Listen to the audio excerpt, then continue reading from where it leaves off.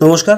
অবশেষে জিদ্দা সেটাই করতে যাচ্ছে যেটা এতদিন ধরে অনেকেই জিদ্দাকে বলছিলেন, কিন্তু জিদ্দা হয়তো সেই জিনিসটা করছিলেন না এতদিন ধরেই। কারণ অনেকেই ইউটিউবে এই কথাটা বলেছিলেন এবং অনেকেই সোশ্যাল মিডিয়ায় কিন্তু জিদ্দাকে বারবার এই অনুরোধটাই করছিলেন যে এইটা জিদ্দা করুক। অবশেষে সেই রকম জিনিস জিদ্দা করতে চলেছে। কারণ তোমরা জানো জিদ্দার যে কটা সিনেমা আসে সেই সিনেমাগুলো খুব ভালো প্রমোশন করা হয় না।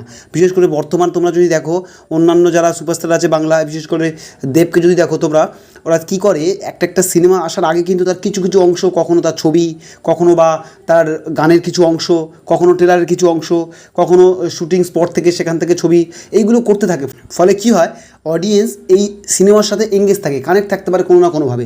সেই কারণে কী হয়, এই সিনেমার প্রতি একটা আকর্ষণও বাড়ে, এই সিনেমার প্রমোশনও দিকে দিকে হয়। তো সেইটা কিন্তু জিদ্দা করছিলেন না। হঠাৎ করে ট্রেলার আনছিলেন, হঠাৎ করে বহুদিন পরে কোনো আপডেট দিচ্ছিলেন না। বিশেষ করে বুমেরাং সিনেমার ক্ষেত্রে জানো তোমরা, বহুদিন আগে হয়ে গেছিলো, আজ থেকে প্রায় 1-1.5 বছর আগে, 2 বছর আগে এই সিনেমার আপডেট হয়ে এসে গেছিলো, কিন্তু তারপরে কোনোভাবেই সিনেমা আসছিল না। তো ধীরে ধীরে কিন্তু জিদ্দা সেই প্রসেসটা চেঞ্জ করেছে। এবারে দেখো, প্রথমে টিজার, ট্রেলার, এইভাবে যে পদ্ধতিগুলো হয় সেগুলোর দিকে দিকে কিন্তু জিদ্দাও ফলো করছে। টিজার ট্রেলার তো ধীরে ধীরে নিয়ে আসছিলো, কিন্তু যে আরও ছোটোখাটো জিনিস তোমরা যদি দেখো, আজকে যেটা এসছে দেখবে গানেরও কিন্তু একটা টিজার মতো এসছে, ছোট্ট অংশ গানের এসছে, পরে আবার গানটাকে পুরো গানটাকে নিয়ে আসবে। এই যে পদ্ধতিগুলো, এগুলো কিন্তু খুব ধীরে ধীরে এই ছোটো ছোটো জিনিসগুলো কিন্তু সিনেমার প্রতি মানুষের একটু আরও আকর্ষণ করে।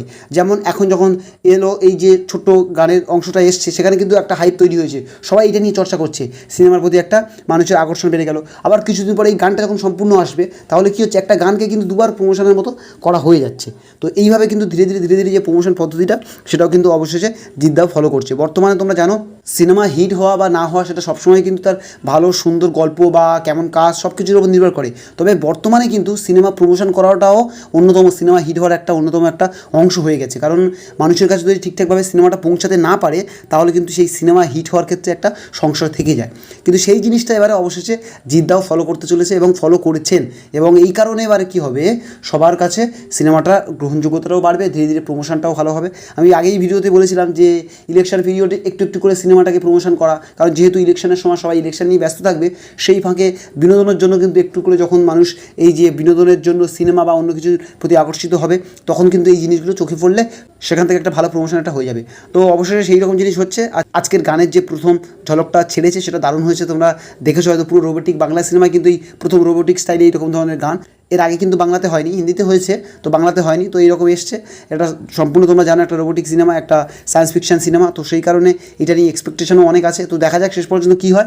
একটা জিনিস ভালো লাগছে যে জিদ্দা অবশেষে প্রমোশনের পদ্ধতিটা একটু চেঞ্জ করেছে। তো এই বিষয়ে তোমাদের কি মতামত অবশ্যই কমেন্ট করে জানিও। এবং যদি চ্যানেলে নতুন হয়ে থাকো, অবশ্যই চ্যানেলটা সাবস্ক্রাইব করে পাশে থাকা বেল আইকন ক্লিক করে অল নোটিফিকেশান অন করে নিও। ধন্যবাদ, দেখা হচ্ছে পরবর্তী ভিডিওতে।